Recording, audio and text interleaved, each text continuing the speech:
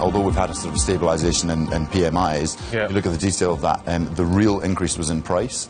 So it's by far and away of all the individual indicators of PMI, price was the real positive, which is not only a very strong indicator of future demand going forward, and potentially that the stimulation that's been put in place is having an effect, but also as an indication that potentially the top line of growth may be actually starting to move. And despite the fact that we've seen these indicators within the detail of GDP slowing being very positive, the top line now looks to be indicating to be sort of at least stabilising, if not improving.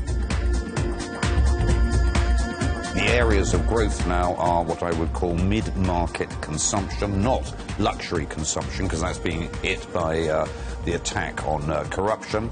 But you're seeing clearly mid-market consumption growing, and also the service sector is growing rapidly. And if you look at retail spending, you know, the latest data, and I think this will continue, is that retail spending is growing at over 10% year on year, and I think that, you know, we'll see ongoing numbers for consumption at 10% plus.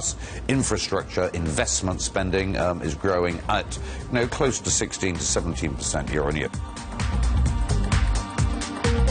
Investors were worried about the speed at which China's economy was slowing.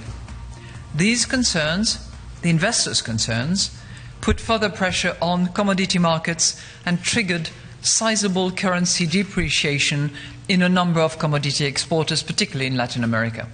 But of course, as it invests less, China is going to purchase less of those commodities.